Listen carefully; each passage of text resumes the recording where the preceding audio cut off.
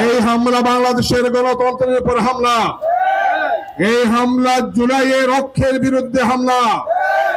এই হামলা ছিল বাংলাদেশ থেকে যে ফেসিবাদকে আমরা 5 আগস্ট বিদায় করেছিলাম, সেই ফেসিবাদ আর তার দোসরদের ফিরে আসার আরেকটি অপচেষ্টার নাম।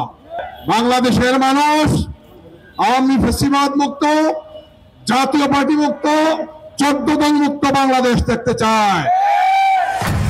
আমরা খুব স্পষ্ট ভাষায় বলতে চাই, এই হামলা ছিল কোন একটি দলের উপর হামলা ছিল না, শুধু এটি। এই হামলা বাংলাদেশের উপর হামলা। এই হামলা বাংলাদেশের গণতন্ত্রের উপর হামলা।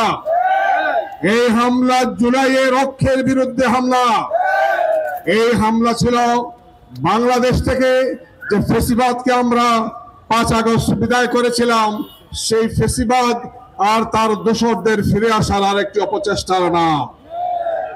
আমাদের দুর্ভাগ্য যে এই হামলার সাথে প্রশাসনের ব্যক্তিরা জড়িত, আইন শৃঙ্খলা বাহিনীর সদস্যরা জড়িত, আর্মির সদস্যরা জড়িত, যেটি দেখার জন্য আর কোনো প্রয়োজন নেই। খুবই স্পষ্ট ভাষায় দেখা গিয়েছে পুলিশ এবং আর্মির কিছু সদস্য এই হামলাটি করেছে।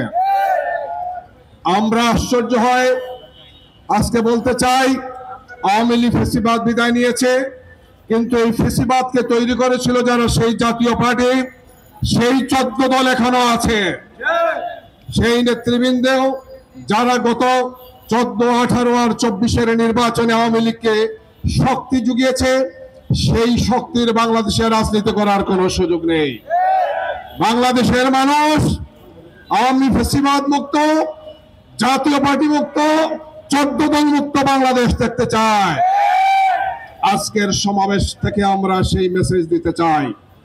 অবিলম্বে সন্ত্রাসীদেরকে গ্রেফতার, আইনের আওতায় আনতে হবে এবং ভবিষ্যৎ বাংলাদেশের জন্য এই দলের কোন আক্রমণ হলে দেশবাসী আমরা ঐক্যবদ্ধভাবে সেই প্রতিরোধ করবো ইনশাআল্লাহ।